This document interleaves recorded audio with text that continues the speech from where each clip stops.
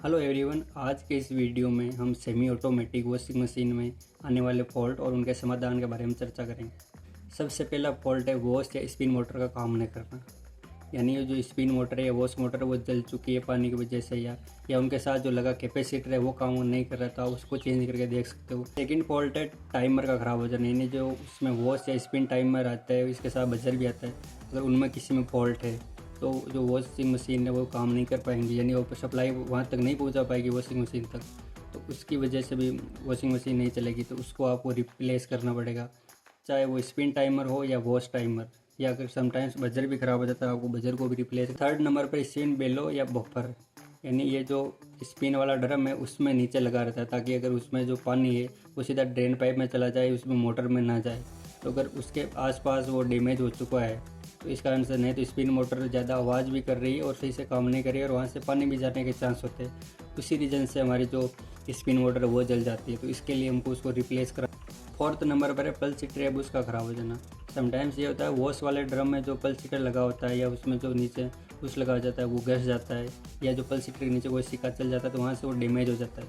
तो उसकी वजह से वो कपड़ों को सही से क्लीन नहीं करता और तो पानी भी नीचे जाता रहता है। तो इसके लिए आपको पल्स हीटर बुश उनको चेंज कराने की आवश्यकता। फिफ्थ नंबर पर है गियर बॉक्स एंड पुली।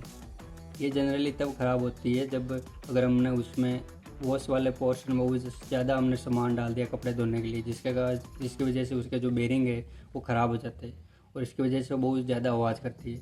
तो इसके लिए आपको चाहिए कि जो नीचे पुली या गियर बॉक्स है उसको रिप्लेस कराए उसी साइज़ के अकॉर्डिंग। आप सिक्स नंबर पर है ड्रेन बेलो। ड्रेन बेलो का सिंपल सा मीनिंग ये है कि जब कपड़े धुप चुके हैं, अगर हमको वो गंदा पानी निकालना है तो नोब के थ्रू जब उसको घुमाते हैं या उठाते हैं तो वो जो ऊपर उठ जाता है और पानी बाहर निकल जाता है। और समटाइम्स ये होता है कि जो वो टाइम के साथ घस जाता है, तो इसकी वजह से पानी बाहर नहीं जा पाता। तो उसके लिए आपको उसको ओपन करके उसको अंदर वाला जो रबड़ है उसको चेंज करा लेना चाहिए।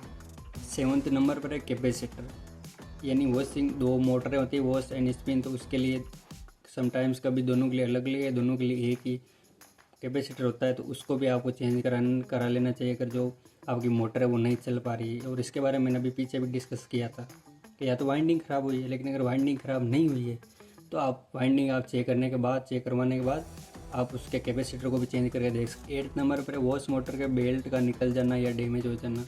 इसकी वजह से ये होता है अगर वो जैसे वो ढीली भी हो गई तो वो सही से काम नहीं कर पाएंगे, वो फ्री घूमती रहेंगी।